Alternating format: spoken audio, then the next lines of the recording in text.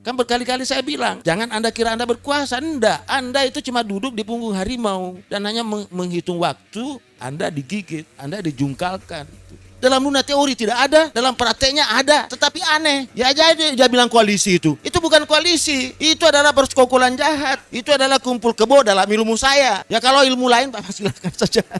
Tapi dalam ilmu politik itu persekongkolan jahat. Koalisi itu adanya di akhir pemilu, bukan di awal. Ketika rakyat bergolak, rakyat memahami dirinya bahwa saya memegang kedaulatan bukan Tuhan. Satu hari lebih dari kekuasaan rakyat bisa mengusir siapapun, termasuk presiden. Dia bisa diusir oleh rakyat dari istana satu hari pun.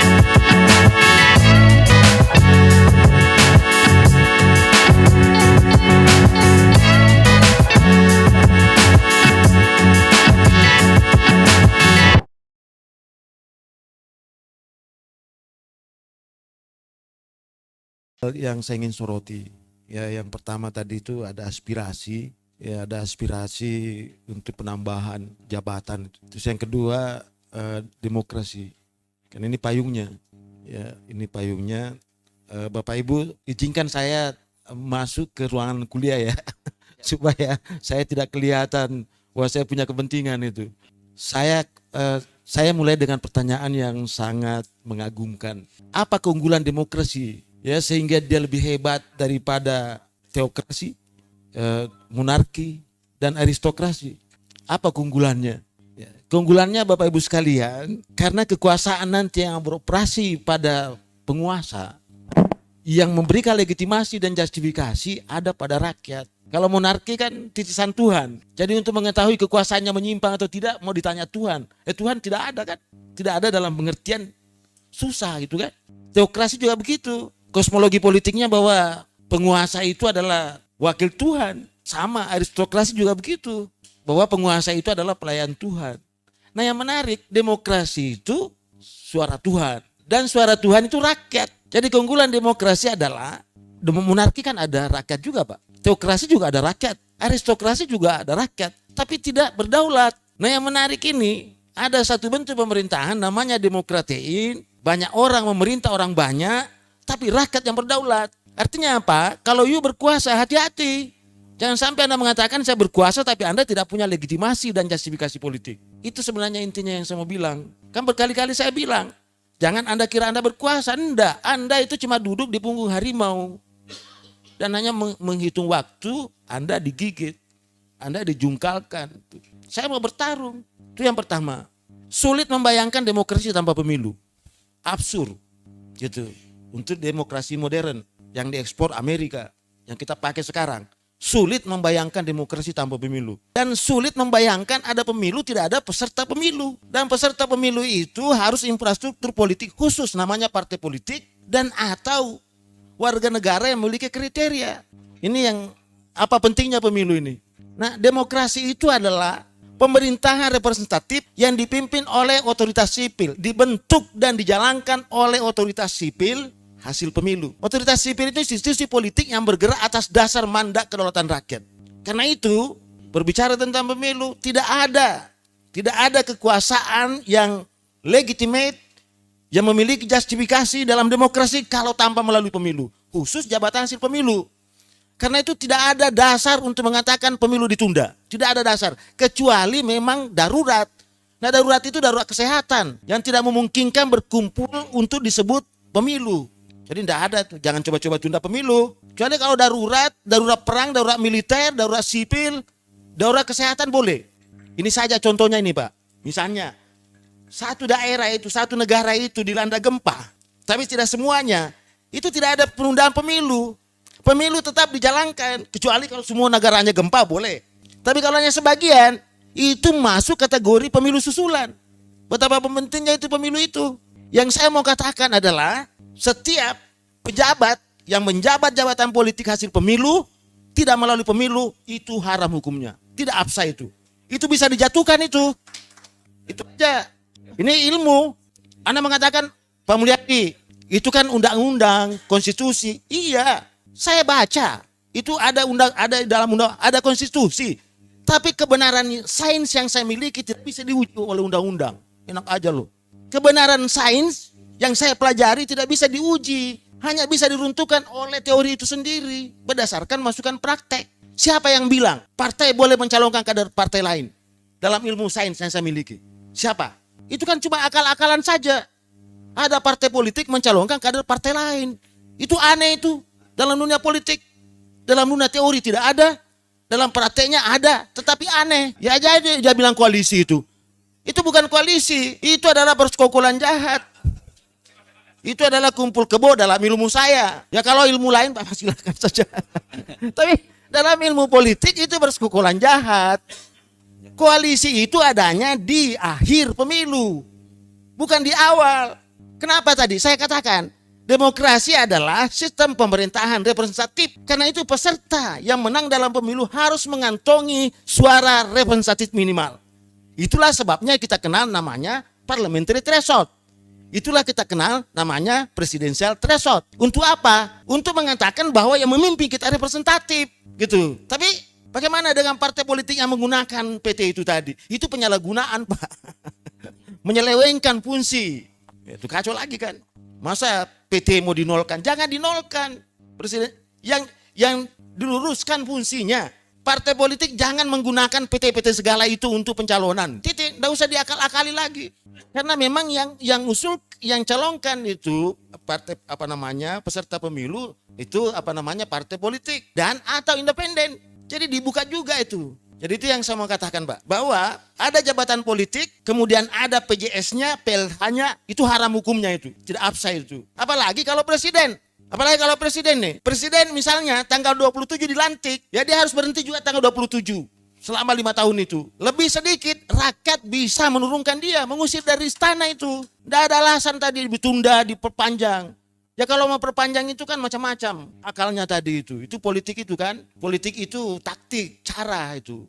Bisa baik, bisa kotor itu. Tapi kalau politik sebagai upaya mewujudkan kebaikan umum berdasarkan kehendak umum. Ya kalau sudah selesai kekuasaannya ngapain mau ditambah-tambah. Anda tidak punya legitimasi, justifikasi itu. Ya, inilah bedanya pemilu dengan pemilihan. Jangan disamakan semua. Ini yang sering saya bilang tadi. Saya kaget kok melihat ada bupati, gubernur, ya wali kota yang dipemilukan. Kemudian tiba-tiba di PLT.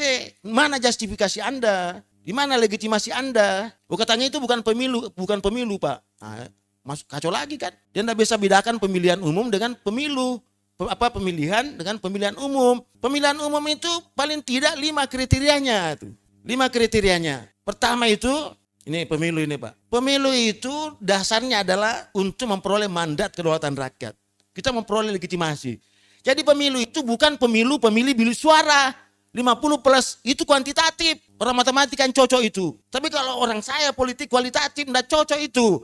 Biar Anda menang pemilu karena Anda curang itu. Itu 1000 kali 0. Tidak ada gunanya itu. Karena tadi berbicara tentang legitimasi, justifikasi politik. Nah kalau penguasa, orang yang menang dalam pemilu tetapi dia curang, artinya dia tidak punya legitimasi dan justifikasi politik. Karena itu dia pasti menjalankan kekuasaan dengan penuh manipulasi. Pasti itu. Makanya di resim yang curang pemilunya, pasti penguasanya melakukan manipulasi, propaganda, agitasi, pencitraan itu. Dan yang kedua, melakukan suap politik bujukan, iming-iming, dikasih uang, barang, jasa, kekuasaan, termasuk pangkat dipertukarkan itu, jabatan dipertukarkan, dikasihkan iming-iming.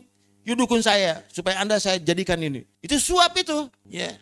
Nah, coba apalagi juga melakukan koersi, Pak. Itu bahayanya itu. Dia melakukan koersi, ya, teror dan intimidasi. Ya, itu kan luar biasa. Nah, saya katakan tadi kekuasaan itu kan salah satu sebagiannya adalah kekuatan. Lalu kekuatan itu basisnya senjata dengan otot, Pak.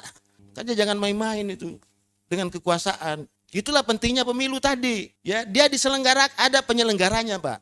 Pemilu itu.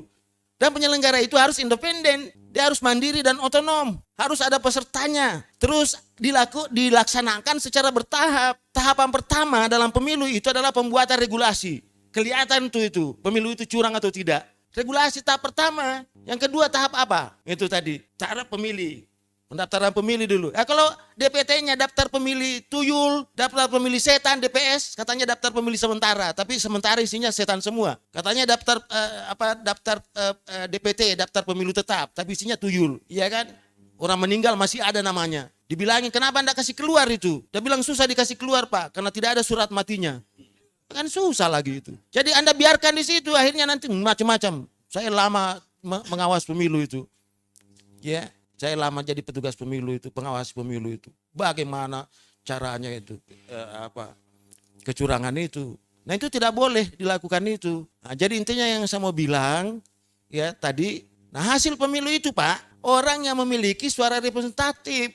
Jadi dia memiliki mandat politik.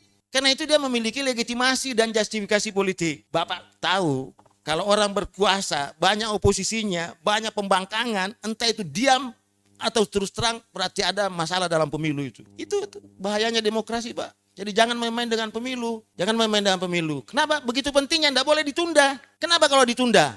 Nah ini tadi kan ada di negara lain kan wapres itu pembantu. Ya kita diskusikan tadi. Ya dalam demokrasi wapres itu ban serep, Pak. Bayangin kalau meletus bannya itu.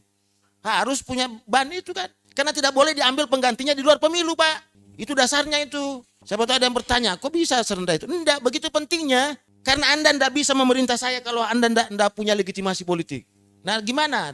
Dalam demokrasi salah satunya adalah pemilu tadi. Jangan Anda main dengan pemilu. Karena itu jangan tunda, laksanakan. Bahwa ada kekurangan, itu kita perbaiki. Nah ada juga cara-cara yang ekstrakonstitusional tadi. Itulah hebatnya kekuatan rakyat tadi. Saya bilang, demokrasi pertama terbentuk bukan karena rakyat pintar memilih pemimpinnya. Selalu saya ingatkan kepada mahasiswa.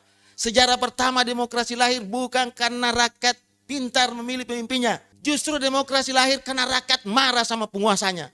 Despotis itu. Itulah people power yang pertama itu. Jadi bukan Tuhan yang turunkan dia penguasa itu. Rakyat sendiri yang turun itu. Dan itu sejarah konstitusi.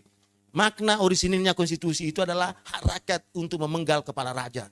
Baru sekarang kita perbaiki itu pengertiannya. Konstitusi adalah kesepakatan itu, kontrak politik itu. Baru itu, Pak. Itu bahayanya demokrasi itu, ya.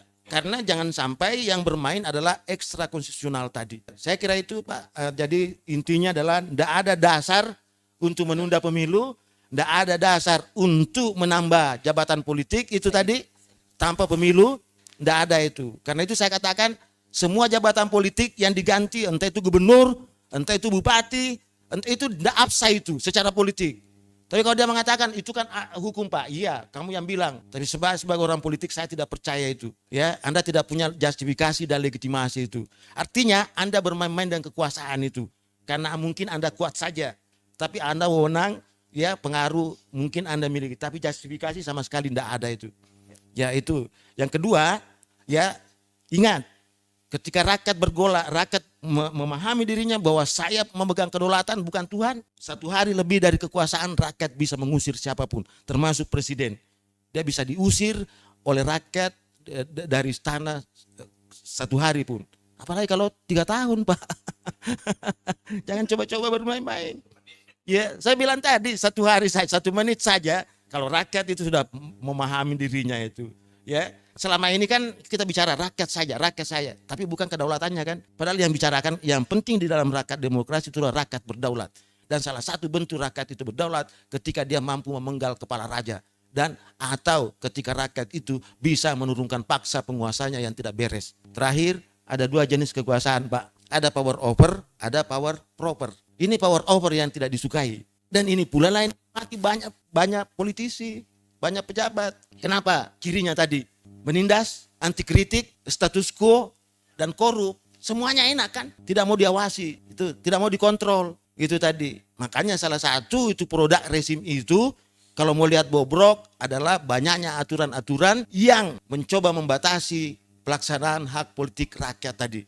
Hak berbicara berpendapat, hak berkumpul berserikat, hak memerintah diri sendiri, itu dalam rangka apa? Untuk meningkatkan kualitas demokrasi. Artinya rakyat ingin memperbaiki dirinya. Sebaliknya itu berarti rakyat ada pihak yang ingin merusak rakyat itu sendiri. Yang tidak lain adalah penguasa yang menambah kekuasaannya tanpa pemilu. Terima kasih, Pak Moderator. Assalamualaikum warahmatullahi wabarakatuh.